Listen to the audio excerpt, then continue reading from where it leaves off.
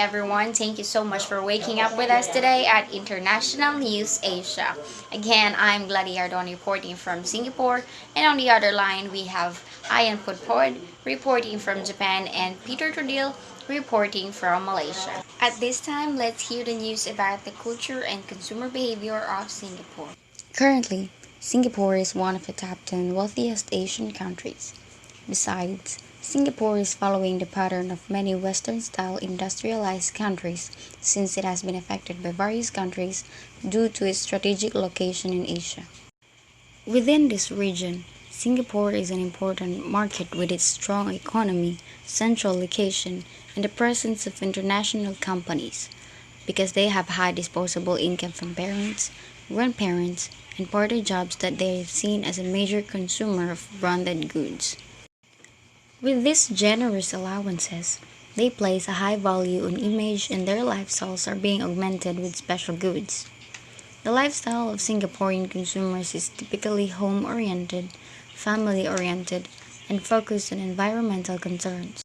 Moreover, they are satisfied with their current job, pursue a degree of education, show a positive relationship and attitude toward current advertising, and are interested in higher quality products rather than price.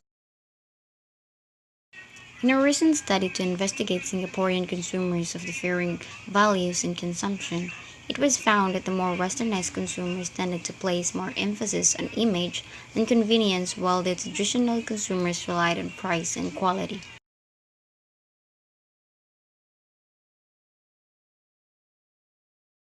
The sophisticated consumer is also better educated, has a higher purchasing power, and is well informed through exposure to the media.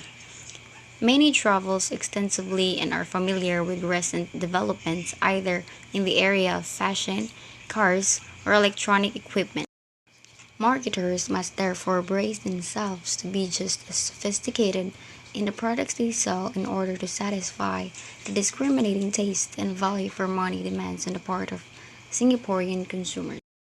Also, we observe that Singaporeans are more than willing to embrace Western ideas which are compatible with the hectic pace of a Singaporean lifestyle. Therefore, products that include this element of time saving, as in case of fast food and household equipment like washing machines, would be well received by Singaporeans. With these changing demographics, Singaporeans are gradually adapting their taste and lifestyle to higher standards of living. The more cosmopolitan outlook as well as more educated buying behavior have made the Singaporean consumer more sophisticated.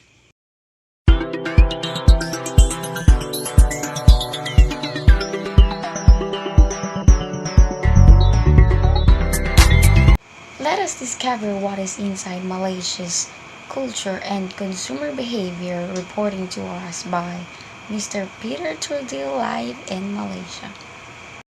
Hello everyone, a very good day to all of you. I am Jordil Peter Paul and I am one of the reporter of the Big News, and welcome to the Big News. I am now reporting about the Malaysian country, about the cultural and behavior of their customers.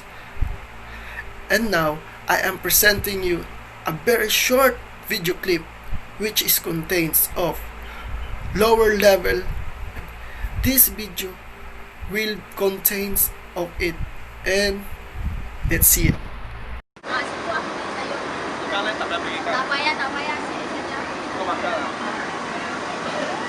Saya mana? Berapa bang? 30% tak boleh ah? 30% tak boleh ah? Saya baru ah. Macam mana tu ah? Bang? Boleh je lah. Sedikit tak boleh ah? Mahal. The most widely discussed question in studies of Japanese consumer behavior concerns whether the Japanese make group-oriented or individualistic purchasing decisions. Let's hear the news from Ian Pupod live in Japan. Arigatou gozaimasu, Gladys-san. Japanese culture and consumer behavior is reasonable to expect then the consumer behavior in Japan would be strongly related to Japanese culture. And indeed, Japanese consumers have displayed very particular pattern of consumer behavior. The Japanese predilection for the brand products and European luxury goods is particularly well known in the West. What is perhaps less known but is nonetheless of significant interest is the Japanese attitude towards product prices, which has in recent years changed from a preference for high price to a wider acceptance of chapter products. The most widely discussed question in studies of Japanese consumer behavior concern whether the Japanese make group-oriented or individualistic purchasing discussion. In collectiveness-oriented cultures, product and brand preference and more likely to express attitude arising from social norms than from internal drives or motive. Loyalty is a key concept in collectivist cultures, and Asian consumers learn to rely more on information found in their reference group and learn to follow the group consensus until there is significant evidence showing that new product is better. Further, Japanese unique Shinto-based culture places an emphasis on the individual responsibility to the group, including family, co-workers, employer, and society at large. Japanese consumers are those seen as collectivist consumers, basing their purchasing on whether they will find acceptance among their peers and seeking to integrate into the social group by buying products with strengthen their position within. As one of the world leaders in IT infrastructure and high-speed technology, let us hear the news about South Korea's consumer behavior and culture. Reporting live, Mr. Peter Turdell. Good morning, Miss Gladys. This environment of slow growth and high personal debt has made South Korean consumers cautious. Many are seeking better value for money when purchasing undifferentiated goods and private brands, which are relatively inexpensive, have outperformed as consumers have grown more price conscious. Likewise, many shoppers have embraced medium quality clothing brands such as Spa, which had a compound annual growth rate of 58% from 2008 to 2012 versus 4% for the upper April market as a whole. Low-cost airlines have also received a boost from bargain hunters, growing 18.4% in 2012 alone. South Korean consumers are typically well educated and well informed. The national literacy rate is 98%.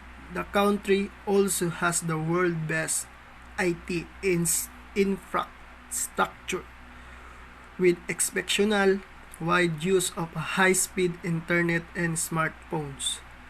Consumers tend to be tech-savvy, and this has strongly influenced the way they shop.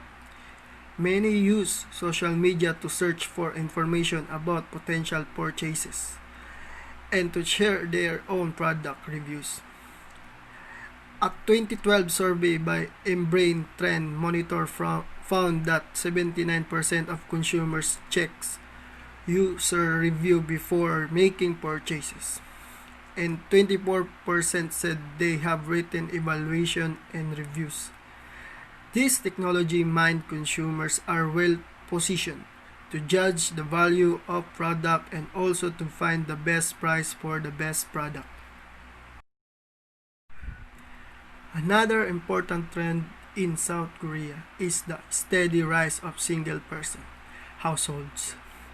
The promotion of Koreans living alone rose from 18% in 2000 to 20% in 2010, and it's expected to reach 30% by 2020. These consumers place a premium on convenience and efficiency.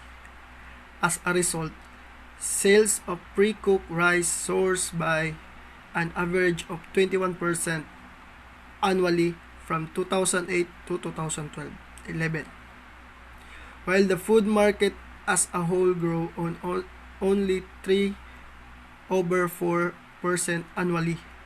People living alone are also fueling a boom in rentals of everything from cars to property to home appliances. In general, more and more South Koreans are now loath to shop in inefficient and time-consuming ways. Neighborhood convenience stores are increasingly popular because they offer quick and easy access to buy shoppers. Online commerce is also growing at breakneck speed.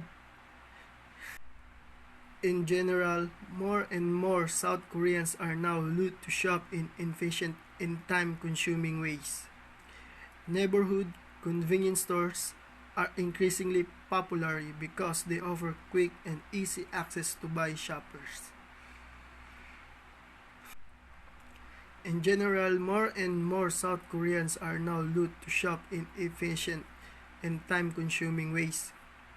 Neighborhood convenience stores are increasingly popular because they offer quick and easy access to busy shoppers. Only commerce is also growing at breakneck speed since it allows consumers to save both time and money. Retailers that understand this powerful trend will find considerable opportunity for growth in South Korea. In general, more and more South Koreans are now loath to shop in efficiency and time-consuming ways. Neighborhood convenience stores are increasingly popular because they offer quick and easy access to busy shoppers. Online commerce is also growing at breakneck speed since it allows consumers to save both time and money. Retailers that understand this powerful trend will find considerably opportunity for growth in South Korea as the economy continues to recover. The key will be to meet the needs of the country's increasingly discerning, demanding, and well-informed consumers. South Korea is a consumer society. Purchase not only serve the primary needs but also for image and status reasons. The economic slowdown and the high level of debt have pushed some Koreans to pay attention to their spending. Even if luxury goods are still trend, product attracting the most consumers and successful brand where detailing is visible. South Koreans tend to change their consumption behavior. Koreans are increasingly looking for leisure free time. Consumption friendly to the environment is not yet fully widespread. Even if it developing, a new group of consumers has emerged, insisting on green labels and hunting for eco-friendly or organic and natural alternatives. Concern for the environment are a little stronger among young people. There is a second-hand market in South Korea that is developing, especially with flea markets and internet exchanges. The collaborative economy is present and growing in South Korea. Their beliefs and outlook is one of the reasons why Thai consumers always appear so positive with a smile on them. This is Claudia Ardon live reporting about Thailand culture and consumer behavior. Land of Smiles. Thailand is known for its tourism industry. Beyond the hospitable smiles lies a strong and unique Thai culture that shaped the consumer behavior and market trends across the industries that we see today in Thailand. Contrary to the Western culture in which a smile is an expression of happiness, a smile in Thailand could mean many different things. Thai smile when they are feeling happy, embarrassed, awkward, confused, or even angry. Depending on the situation, The smile could be linked to a reflection of self-control or their my pen right or it doesn't matter mentality. Understanding the cultural rationale behind these smiles give us insights into consumer behavior that would aid business success in Thai market. As with most developing markets, Thailand is experiencing a growing middle income segment. Through the good old Maslow theory, rising affluence gives rise to higher demand for small indulgences once basic needs are being fulfilled, followed by spending on luxury and experiences for self actualization. At first glance, there is nothing unique or different from what we see in other Southeast Asian markets. However, Thailand's higher propensity to spend, as evident through the higher debt ratio in the region, could be traced back to their belief of living in the present. Clearly, there is a want for good health even among the younger Thai consumers. People want to stay healthy and look good, but the vast majority of the population does not exercise on a regular basis as shown in one of our recent study involving the Thai consumers. That's where healthier food options, supplement products, and health-related services like gyms and plastic surgery clinics gain popularity.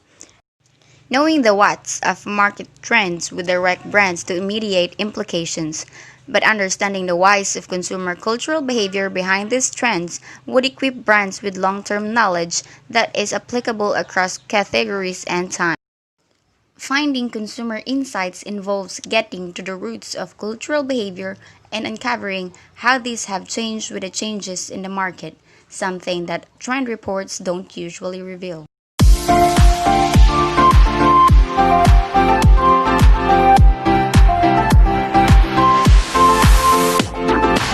This is your International News Asia for today. Thank you for watching. Again, I am Letty Ardon. Have a great day.